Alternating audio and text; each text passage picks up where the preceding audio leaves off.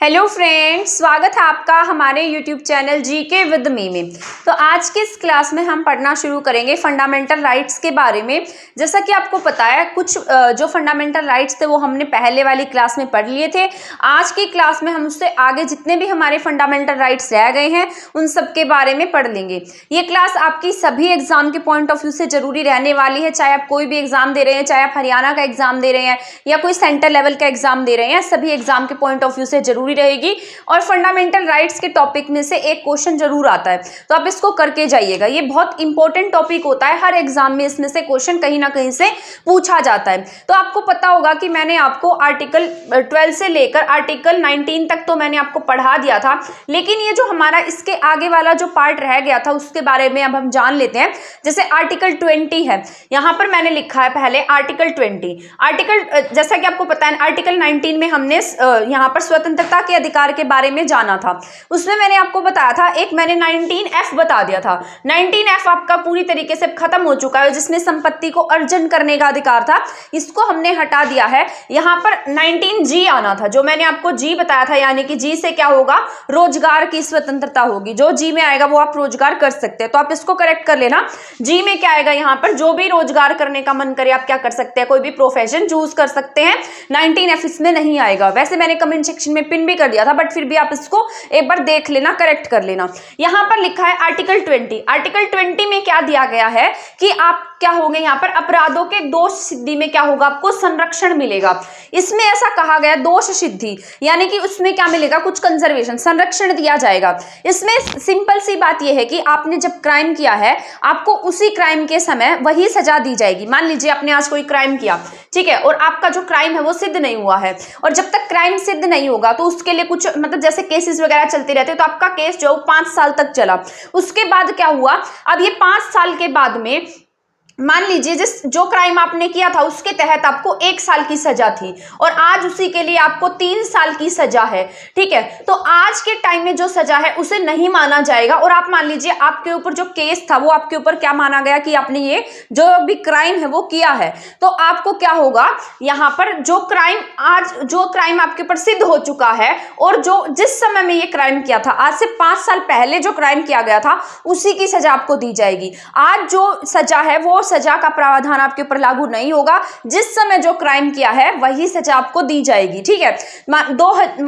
ये मैंने आपको यहाँ पर एग्जांपल से समझा दिया है।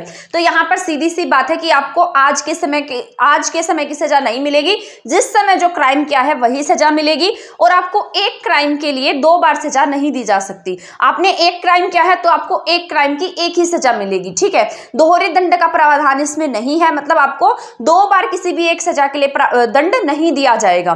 तो आपको ये बात याद रखनी है, अपराधों के दोष सिद्धि संरक्षण, जिस समय क्राइम किया वो तभी की सजा दी जाएगी, और यहाँ पर दोहरा दंड आपको नहीं दिया जाएगा। एक क्राइम के लिए आपको 2 बार सजा नहीं दी जा सकती है, एक क्राइम के लिए केवल आपको एक ही बार सजा मिलेगी। तो आर्टिकल 20 भी किसके बारे में बताता है, यहाँ पर स्वतंत्रता के अधिकार के बारे में बताता है, ठीक है। इसके बाद है आर्टिकल 21। यहाँ पर आर्टिकल 21 मैंने लिखा है, यहाँ 22 तक मैंने आपको बताया था, 19 से लेकर 22 तक आपके किसके अधिकार है, राइट टू फ्रीडम है, यानी कि आपके पास में क्या है, स्वतंत्रता का अधिकार है, ठीक है। तो 19 हमने पढ़ लिया है, 20 हमने पढ़ लिया है। 21 आपका मोस्ट इंपॉर्टेंट है, ये बहुत बार एग्जाम में पूछा जाता है। इसे हम जीवन की स्वतंत्रता या जीवन और दैहिक स्वतंत्रता के नाम से भी जानते हैं, या राइट टू, हम इसे कहते हैं राइट टू लाइफ, ठीक है। तो आपसे पूछा जाए कि राइट टू लाइफ कौन सा है, तो आप क्या टिक कर देंगे राइट टू लाइफ में, यहां पर आप टिक करेंगे निजता के अधिकार के बारे में, ठीक है, निजता का अधिकार आर्टिकल 21। इसे हम बहुत सारे नामों से जानते हैं, जैसे ये निजता का अधिकार है, राइट टू लाइफ है, राइट टू प्राइवेसी है,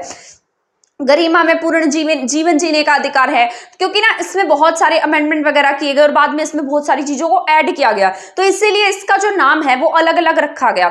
वैसे तो आपसे इसका नाम है जैविक और दैहिक स्वतंत्रता, यानी कि जीवन जीने की जो स्वतंत्रता है वो दी जाएगी। आपसे आपके सांस लेने का अधिकार कोई नहीं छीन सकता है, आपसे आपके कहीं जाने का अधिकार कोई नहीं छीन सकता है। जैसे मान लीजिए आपको कहीं विदेश में जाना है तो आपका कोई पासपोर्ट जब्त नहीं कर सकता है। इसी के तहत यहाँ पर आप गरिमा में पूर्ण जीवन जी सकते हैं, ठीक है। इसके साथ साथ आपको स्वच्छ पर्यावरण में जीने का अधिकार है। इसी के साथ साथ आपको यहाँ पर अपनी मर्जी से विवाह करने का अधिकार होगा, ठीक है। यहाँ पर निजता, प्राइवेसी का अधिकार है, यानी कि आप जो आपकी जो पर्सनल लाइफ है वो आप अपनी पर्सनल लाइफ को पर्सनल रख सकते हैं। तो ये अधिकार किसमें दिया गया है? आर्टिकल 21 में दिया गया है। ये आपसे कोई नहीं छीन सकता। वो आपने वो डाकिए वाला केस सुना होगा, राजीव गांधी की सरकार में एक इस तरीके से डाकिए का केस आया था, ठीक है, कि जो भी आपके जो लेटर्स वगैरह हैं वो क्या कर सकता है, डाकिया जो है वो आपके लेटर्स वगैरह को रीड कर सकता है। पर इसको क्या कर दिया गया, मतलब ये लागू ही नहीं होने, में राजीव गांधी थे तब ये कानून लाने की कोशिश की जा रही थी, लेकिन इसको लागू नहीं होने दिया गया। तो शायद उसमें उन्होंने पॉकेट वीटो का यूज किया था, जहां तक मुझे याद है। बट यहां पर हमें सिर्फ यही पढ़ना है कि ये निजता का अधिकार क्या है। निजता का अधिकार क्या है? गरिमा में जीवन जीने का अधिकार है। इसमें यहां पर आप क्या करेंगे, जीवन जीने का अधिकार, इसके साथ साथ गरिमा में पूर्ण जीवन जीने का अधिकार। तभी आपने देखा होगा कि जो एनजीटी है यहां पर आपको क्या दिया गया है, गरिमा में पूर्ण जीवन जीने का अधिकार है। स्वच्छ वायु में सांस लेने का अधिकार है। तभी आपने देखा होगा कि जो एनजीटी है, दिल्ली में जो नेशनल ग्रीन ट्रिब्यूनल है, जब भी आपके हरियाणा और पंजाब में इस तरीके का पर्यावरण प्रदूषण फैलाया जाता है, जैसे पराली वगैरह जलाई जाती है, वायु प्रदूषित की जाती है, दिवाली के समय में बहुत ज्यादा पटाखे वगैरह से जो पॉल्यूशन क्रिएट होता है, उसके लिए जो एनजीटी है वो क्या करती है, सरकारों को डांट लगाती है। वो इसीलिए लगाई जाती है क्योंकि आप इससे क्या होगा, जो भी लोग हैं उनके जो स्वच्छ वायु में जीने का अधिकार है उसका हनन हो रहा है। तो इसीलिए आर्टिकल 21 में क्या कहा गया है कि आप क्या कर सकते हैं, आपको क्या होगा, यहाँ पर राइट टू फ्रीडम होगी लाइफ की, यानी कि जीवन जीने का अधिकार होगा। तो इसी के तहत बहुत सारे पॉइंट्स ऐड किए गए हैं जो मैंने आपको बता दिए हैं। इसी के तहत बाद में एक अमेंडमेंट किया गया था 21A, ठीक है। इसके साथ एक सब क्लोज ऐड किया गया जिसे हमने नाम दिया है आर्टिकल 21A, ठीक है। वैसे तो आपका जो 21 आर्टिकल है बहुत बड़ा है, अगर आप इसे डिटेल में पढ़े तो आपको बहुत कुछ समझ में भी आएगा। बट हमारे एग्जाम के पॉइंट ऑफ व्यू से हमें पढ़ना है, कोई विद्वान तो बनना नहीं है ना ही आपने कोई ऐसा कुछ मतलब बिल्कुल इसको लिखना है। तो आपको बस इतनी बातें पता होनी चाहिए इसमें। यहां पर यह है 21A क्या कहता है, एलिमेंट्री एजुकेशन, यानी कि पहली से लेकर 8वीं कक्षा तक की फ्री एजुकेशन की बात करता है। और अब तो वैसे भी हमारा जो एजुकेशन सिस्टम है वो चेंज हो गया, आपको पता है, न्यू एजुकेशन पॉलिसी आई है, बट ये हमारे आर्टिकल 21A में लिखा गया है, तो हमारा इसको पढ़ना जरूरी है। इसी के तहत RTE लागू की गई और यहाँ पर क्या कहा गया, ये 86th अमेंडमेंट था, 2002 में किया गया था, एलिमेंट्री एजुकेशन की बात करता है, यानी कि 1st से लेकर 8th क्लास के बच्चों की फ्री एजुकेशन की बात करता है। इसमें 6 से 14 साल के बच्चों की आयु सीमा को शामिल किया गया है, ठीक है। जब इसको शामिल किया गया था तब यहाँ पर अटल जी की सरकार थी और यहाँ पर क्या कहा गया, पहली से 8वीं कक्षा तक के बच्चों को फ्री एजुकेशन दी जाएगी, ये उनका क्या है, मौलिक अधिकार है, इसका हनन नहीं किया जा सकता। हमने ये कहीं और भी पढ़ा था, ये आर्टिकल 45 में भी है। इसके साथ साथ मैंने आपको ये किसमें बताया था, मौलिक कर्तव्य में बताया था, जब 11वां मौलिक कर्तव्य ऐड किया गया था, जिसमें क्या कहा गया था कि जो पेरेंट्स होंगे वो क्या क्रिएट करेंगे, एक ऐसा माहौल बनाएंगे कि बच्चे क्या कर सके, वहां एजुकेशन प्राप्त कर सके। यहाँ पर ये क्या बन जाता है, आपका राइट बन जाता है, वहां पर आप क्या नहीं कर सकते, सुप्रीम कोर्ट की शरण नहीं ले सकते हैं। लेकिन यहाँ पर अगर आपके अधिकारों का हनन होता है तो आप क्या कर सकते हैं, सुप्रीम कोर्ट में भी जा सकते हैं, क्योंकि आपका मौलिक अधिकार है, ये आपका राइट है कि आप क्या कर सकते हैं, एजुकेशन प्राप्त कर सकते हैं 6 से 14 साल तक। इसके बाद है आर्टिकल 22। आर्टिकल 22 क्या है, प्रिवेंटिव डिटेंशन। ये मोस्ट इंपॉर्टेंट है, आपका बहुत ज्यादा जरूरी है, क्योंकि बहुत सारे बच्चे जो आर्टिकल 20 है और आर्टिकल 22 है इसमें कंफ्यूज रहते हैं, बट आपका आर्टिकल 22 मोस्ट इंपॉर्टेंट है। ये क्या था, पहले ये दोष सिद्धि के बाद की बात है, यानी कि आपने जब कोई क्राइम किया है उसके बाद की बात करता है। और यहाँ पर आर्टिकल 22 जो है वो दोष करने, यानी कि कोई भी क्राइम करने से पहले की बात करता है। मान लीजिए आपके ऊपर किसी को शक है कि आप ये क्राइम कर सकते हैं, या आप हमारे देश के लिए क्या बन सकते हैं, खतरा बन सकते हैं, हमारे देश को नुकसान पहुंचा सकते हैं। अगर आपके ऊपर ऐसा कोई शक है तो आपको क्या कर सकते हैं, क्राइम करने से पहले गिरफ्तार किया जा सकता है। तो ये किसमें कहा गया है, आर्टिकल 22 में कहा गया है। इसे ही हमने निवारक निरोध कानून का भी नाम दिया है, इसे प्रिवेंटिव डिटेंशन का नाम दिया है। और इसमें कुछ इसी के तहत क्या होगा, यहाँ पर कुछ कारण बताए जाएंगे। जब इन्हें गिरफ्तार किया जाएगा तो इन्हें कारण बताया जाएगा, इन्हें अपनी मर्जी का वकील करने का अधिकार होगा, कि अपनी मर्जी से क्या कर सकते हैं, किसी भी वकील को हायर कर सकते हैं। तो ये सारी बातें लिखी गई है आर्टिकल 22 में।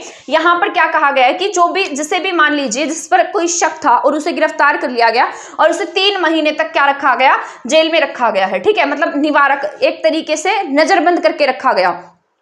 और 3 महीने तक रखा गया है, और 3 महीने के बाद आप इसे मतलब और समय तक आप इसे नजरबंद नहीं रख सकते हैं। अगर आपको ऐसा लगता है कि ये और ज्यादा मतलब खतरा क्रिएट कर सकता है या इसके ऊपर किसी तरीके का शक है, तो इसके लिए न्यायाधीशों की एक बैठक बैठेगी।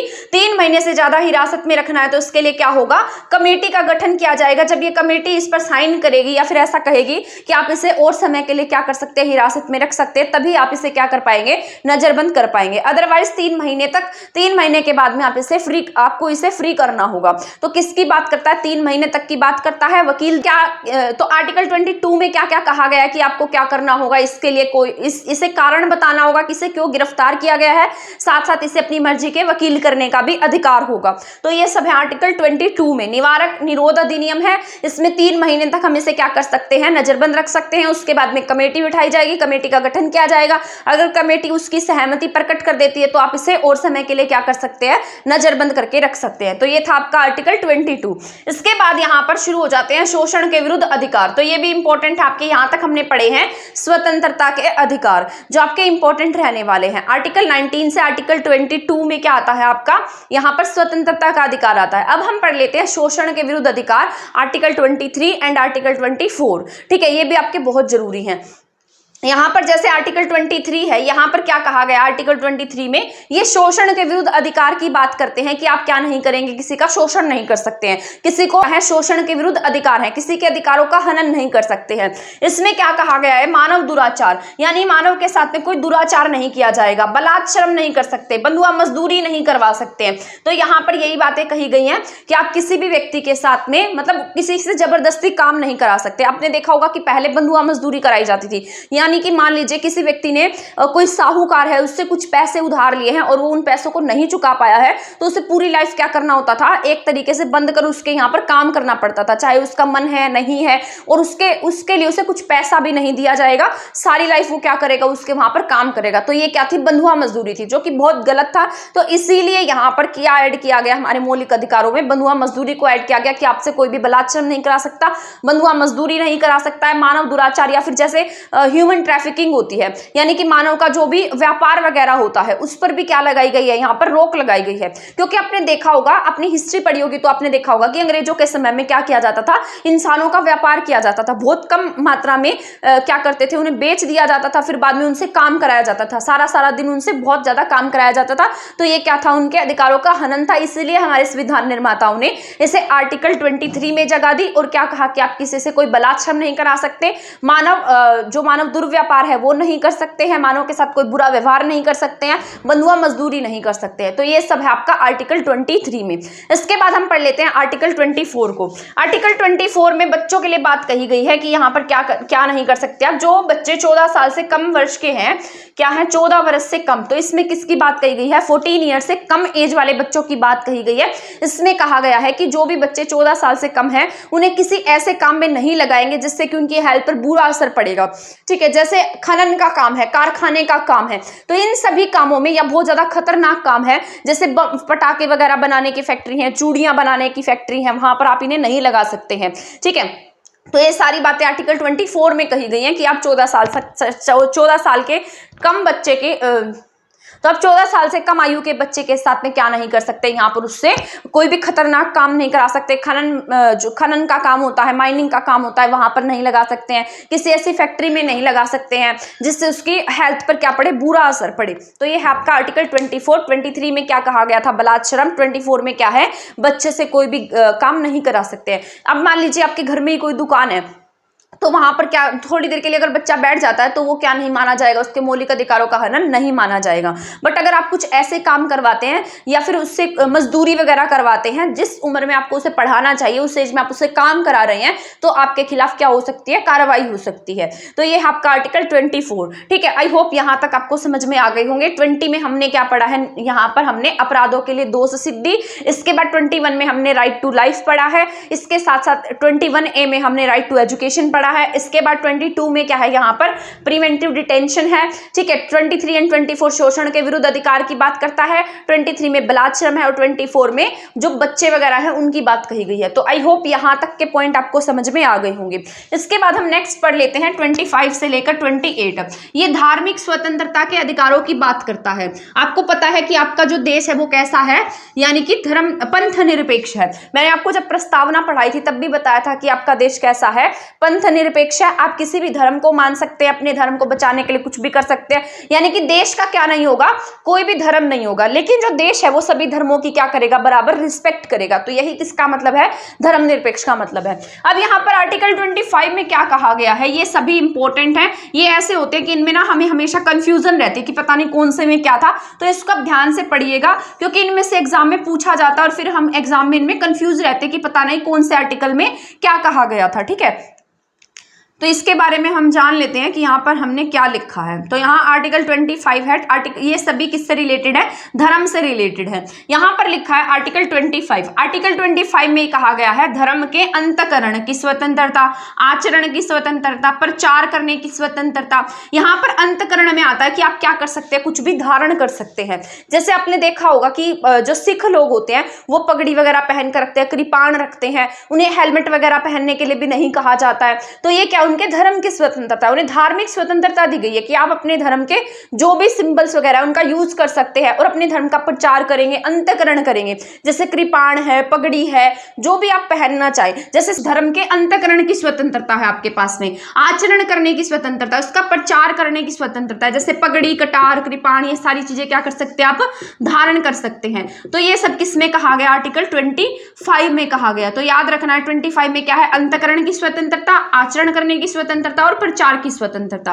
इसके बाद है आर्टिकल 26। आर्टिकल 26 में कहा गया है कि आप धर्म के लिए क्या कर सकते हैं, मैनेजमेंट कर सकते हैं, कुछ भी बना सकते हैं। जैसे कोई संस्था वगैरह का गठन कर सकते हैं, मंदिर बना सकते हैं, मस्जिद बना सकते हैं, कोई कोष वगैरह बना सकते हैं, मैनेज कर सकते हैं, मैनेजमेंट करेंगे। आप ये सारी चीजें बनाकर क्या करेंगे, अपने धर्म को मैनेज करके चलेंगे। जैसे आपने रामकृष्ण मिशन का नाम सुना होगा, ठीक है। सनातन धर्म के लिए अगर कोई कुछ करना चाहे, कोई भी अपने धर्म के लिए, जैसे मंदिर बनाते हैं लोग, मस्जिदें बनाते हैं, तो ये सब क्या है, उनके धर्म की स्वतंत्रता दी गई है उन्हें। ये किस में है, आर्टिकल 26 में है कि वो अपने धर्म के लिए काम कर सकते हैं, अपने धर्म का संरक्षण कर सकते हैं, सॉरी मैनेजमेंट कर सकते हैं, ठीक है। तो मैनेजमेंट की बात किस में है, 26 में है। अंतकरण की बात किस में थी, 25 में थी, ठीक है। यहां पर कुछ भी धारण कर सकते हैं, 26 में कोई भी मंदिर बना सकते हैं, मस्जिद बना सकते हैं, कोष बना सकते हैं। तो ये किस में कही गई है, 26 में कही गई है।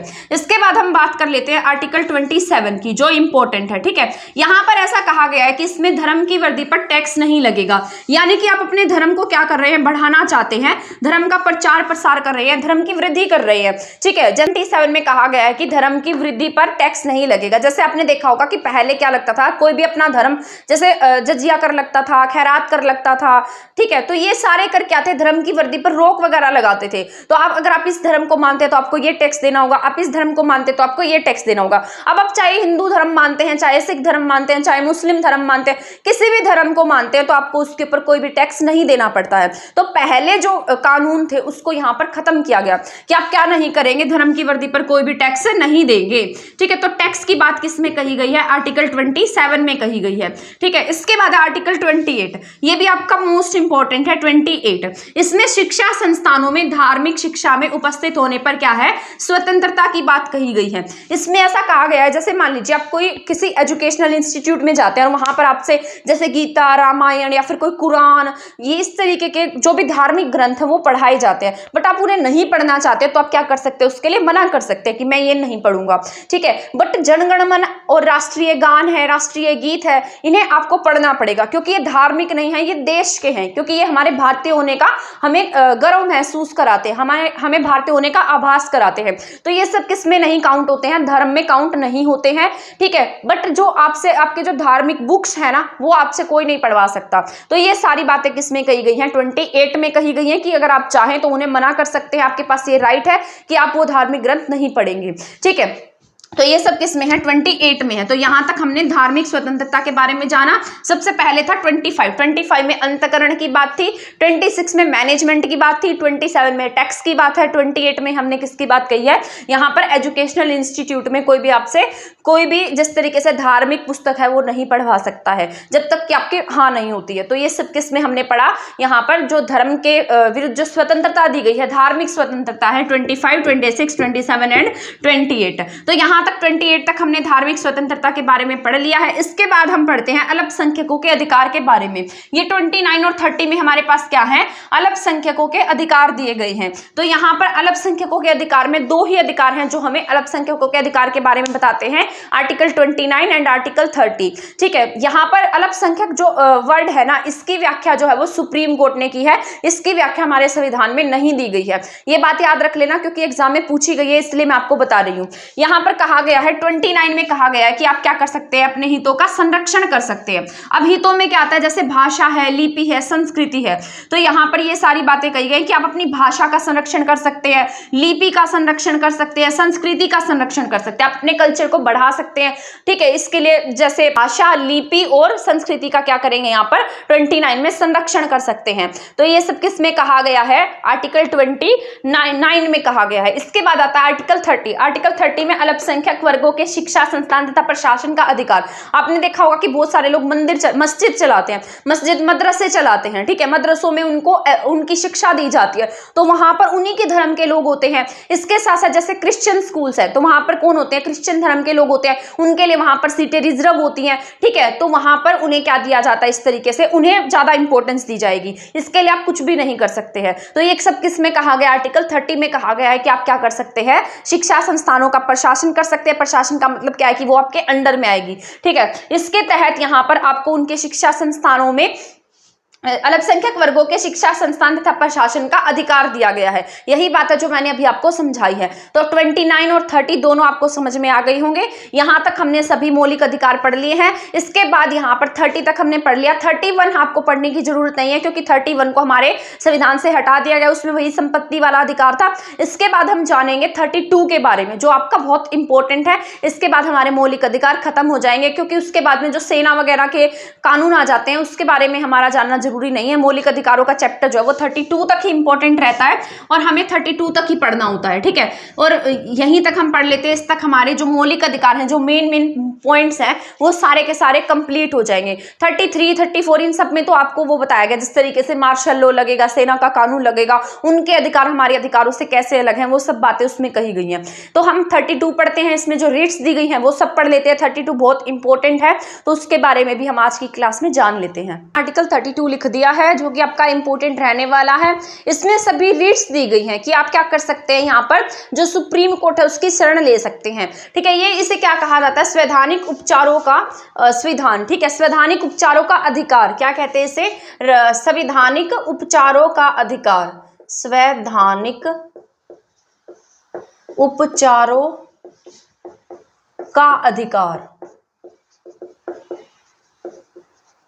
इसे संविधान का हार्ट भी कहा जाता है, इसे हम कहते हैं हार्ट। ठीक है, हार्ट ऑफ कॉन्स्टिट्यूशन। तो आर्टिकल 32 इज वेरी इंपॉर्टेंट। यहाँ पर क्या कहा गया है, आर्टिकल 32 में सुप्रीम कोर्ट की रीट्स दी गई है, इसके साथ साथ हाई कोर्ट को भी कुछ पावर्स दी गई हैं जो आपके आर्टिकल 226 में आती हैं। तो यहाँ पर हाई कोर्ट को 226 के तहत रीट्स दी गई है और जो सुप्रीम कोर्ट है उसे 32 के तहत रीट्स दी गई है। इसमें 5 तरीके की रीट्स आती है। रीट्स एक टाइप की आप पावर कह सकते हैं, जैसे राष्ट्रपति को वीटो पावर है, उसी तरीके से सुप्रीम कोर्ट को कुछ रीट्स दी गई हैं। यहाँ पर सबसे पहले आता है बंदी प्रत्यक्षीकरण। सबसे पहला है बंदी प्रत्यक्षीकरण, इसे हैबस कॉर्पस के नाम से जानते हैं। इसका नाम क्या है, हैबस कॉर्पस है। इसमें यह कहा गया है कि बंदी, यहाँ पर नाम से ही पता लग रहा है, बंदी प्रत्यक्षीकरण, यानी कि जिसे आपने बंदी बनाया है उसे प्रत्यक्ष क्या करना, प्रस्तुत करना। इसका मतलब यह है कि जिस पर कोई आरोप है या जिसे गिरफ्तार किया गया है उसे क्या करेंगे, जैसे गिरफ्तार किया गया है उसे सशरीर प्रस्तुत करेंगे किसके सामने, मजिस्ट्रेट के सामने। तो 24 घंटे के भीतर भीतर क्या करना होगा आपको, इसे मजिस्ट्रेट के सामने पेश करना होगा। तो ये सारी बातें किसमें कही गई हैं, आपके आर्टिकल यहाँ पर बंदी प्रत्यक्षीकरण में की गई है। आर्टिकल 32 हैबस कॉर्पस बंदी प्रत्यक्षीकरण, इसमें कहा गया है कि 24 घंटे में मजिस्ट्रेट के सामने आप पेश करेंगे इसे। यहाँ पर जो आने जाने का रास्ता है उसे काउंट नहीं किया जाएगा, आने जाने के रास्ते को इसमें काउंट नहीं किया जाएगा, चाहे आप उसे कहीं से भी पकड़ कर ला रहे हैं, चाहे आप उसे आंध्र प्रदेश से ला रहे हैं, तमिलनाडु से दिल्ली लेकर जा रहे हैं, तो उसमें जो आने जाने का जो टाइम होता है उसको हटाकर जब आपने उसे गिरफ्तार किया था और जब आप उसे पेश कर रहे हैं तब तक में 24 घंटे का उसमें समय होना चाहिए। ये जो बंदी प्रत्यक्षीकरण है ये आपके निवारक नजरबंदी कानून जो है उस पर नहीं लगता है, उनके लिए अलग प्रावधान है और ये बंदी प्रत्यक्षीकरण वालों के लिए अलग प्रावधान है। ठीक है, तो ये बात याद रखनी है आपको ना, निवारक नजरबंदी के लिए ये रूल लागू नहीं होता है। इसके बाद है परमादेश। परमादेश का मतलब है मैंडामस। ठीक है, यहाँ पर परमादेश है सेकंड वाला, इसका मतलब होता है मैंडामस। यहाँ पर काम ना करने पर क्या देंगे, ऑर्डर दिया जाता है कि आप काम क्यों नहीं कर रहे हैं। कोई भी अधिकारी है तो जो काम नहीं करता है यानी कि जो अपनी पोस्ट पर है उसके लिए काम नहीं कर रहा है तो उसे क्या देंगे, हम यहाँ पर एक रीट्स भेजेंगे जिसका नाम होगा मैंडामस। इसके तहत हम उनसे पूछेंगे कि आप क्या नहीं कर रहे, काम क्यों नहीं कर रहे, तो आपको काम ना करने पर क्या दिया जाएगा, ऑर्डर दिया जाएगा। बट ये रीट्स किस पर लागू नहीं होगी, राष्ट्रपति पर, राज्यपाल पर, साथ साथ जो स्पीकर हैं, जो लोकसभा के स्पीकर हैं उन पर भी ये बात लागू नहीं होती है। क्या नाम है इसका, मैंडामस या फिर परमादेश। इसके बाद है प्रतिषेध। प्रतिषेध का मतलब ही आप समझ गए होंगे कि मनाही, किसी काम को करने की मनाही है, इसमें प्रोहिबिशन है, इसका नाम है प्रोहिबिशन। यहाँ पर क्या कर सकते हैं, आप रोक लगा सकते हैं, आप कोई भी काम कर रहा है तो उसको उस काम के लिए क्या कर सकते हैं, मना कर सकते हैं। जैसे डिस्ट्रिक्ट कोर्ट है वो कोई केस देख रही है तो उस पर जो मतलब उससे बड़ा वाला जो कोर्ट है वो क्या कर सकता है, उसको मना कर सकता है, सुप्रीम कोर्ट इस पर रोक लगा सकता है कि आप अपना जो काम है वहीं की वहीं पर स्टॉप कर दीजिए। तो ये है इसका प्रोहिबिशन या फिर प्रतिषेध। इसके बाद है क्यो वारंटो यानी कि अधिकार परीक्षा। इसमें क्या है, अधिकार है परीक्षा यानी कि पूछने का, क्यू वारंटो।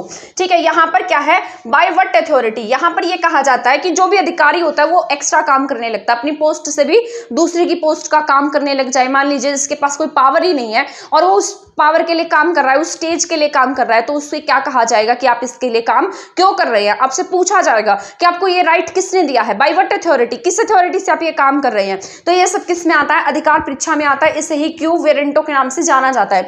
इसके बाद है उत्प्रेषण लेख, यानी कि यहाँ पर जो केसेस वगैरह होते हैं उन्हें क्या किया जा सकता है, ट्रांसफर किया जा सकता है। जैसे मान लीजिए कोई केस हाई कोर्ट में है तो हाई कोर्ट से वो कहाँ जा सकता है, सुप्रीम कोर्ट में ट्रांसफर हो सकता है। अगर मान तो यहाँ पे इस केस को क्या किया जाएगा, सुप्रीम कोर्ट को ट्रांसफर कर दिया जाएगा। तो ट्रांसफर की बात किसमें कही गई है, उत्प्रेषण में है। सबसे पहले बंदी प्रत्यक्षीकरण है, 24 घंटे में मजिस्ट्रेट के सामने पेश करना होगा। इसके बाद परमादेश है यानी कि काम ना करने पर पूछेंगे कि काम क्यों नहीं कर रहे हैं। प्रतिषेध में मनाही है, आप काम मतलब नहीं करें, रोक दें। इसके बाद है अधिकार परीक्षा, क्यो वारंटो, कि आप किस अधिकार से काम कर रहे हैं, आपको ये पावर किसने दी है। इसके बाद है उत्प्रेषण लेख, यहाँ पर ट्रांसफर की बात कही गई है। तो ये थे आपके सभी फंडामेंटल राइट जो मैंने आपको कंप्लीट करा दिए हैं। इसके बाद नेक्स्ट क्लास में हम पढ़ेंगे फाइनेंस कमीशन के बारे में। ठीक है, जो आपके यही सीईटी मेंस के लिए इंपॉर्टेंट रहेगा, फाइनेंस कमीशन। इसके साथ साथ हम जानेंगे नेक्स्ट क्लास में कैग के बारे में। ठीक है, कंट्रोलर ऑडिटर जनरल के बारे में। तो ये दो ही टॉपिक दिए गए हैं आपके, शायद ग्रुप नंबर 57 में है ये, आप देख लेना एक बार कौन से ग्रुप में है।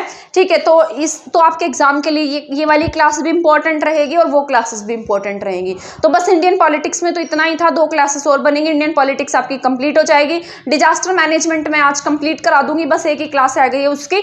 उसके बाद हमारा डिजास्टर मैनेजमेंट भी कंप्लीट हो जाएगा। इसके बाद हमारा ईवीएस का कुछ पोर्शन रह जाएगा जो हम पढ़ लेंगे नेक्स्ट क्लासेस में। तब तक आप हमारे चैनल के साथ बने रह सकते हैं। अगर आपने हमारा चैनल सब्सक्राइब नहीं किया है तो आप हमारा चैनल सब्सक्राइब कर सकते हैं। वीडियो को शेयर कर दीजिएगा, चैनल को सब्सक्राइब कर दीजिएगा। थैंक यू, धन्यवाद।